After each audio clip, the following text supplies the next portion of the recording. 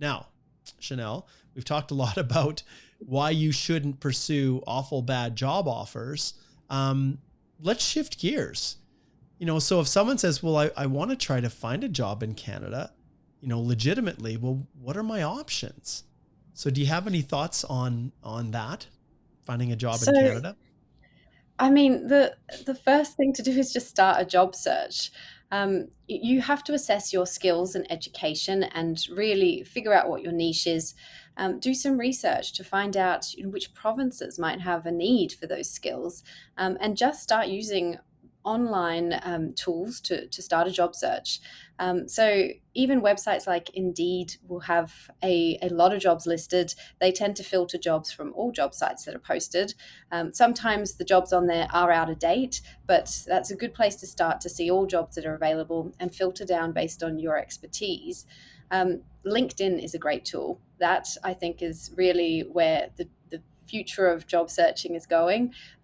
All reputable employers have a LinkedIn page and they actively recruit on there. So, getting your LinkedIn profile up to scratch, searching for jobs through LinkedIn, and even connecting with and reaching out to prospective employers who could be of interest.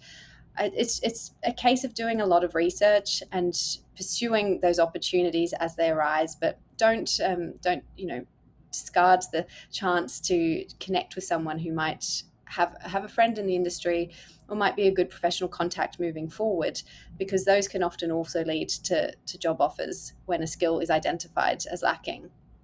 So just start there with some online research, really evaluating your skills and applying to jobs.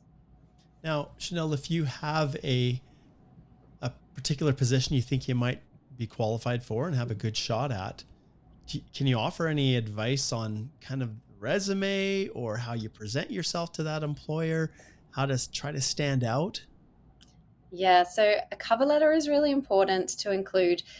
That for overseas candidates, I always find is one of the most important things, because you can not only just highlight your skills in it, you can also explain your situation, your interest in coming to Canada, your readiness to move, the fact that you can be there in a couple of months. You can really emphasize that it would be a smooth and quick transition coming over, and draw links between your overseas experience and that of the local organization.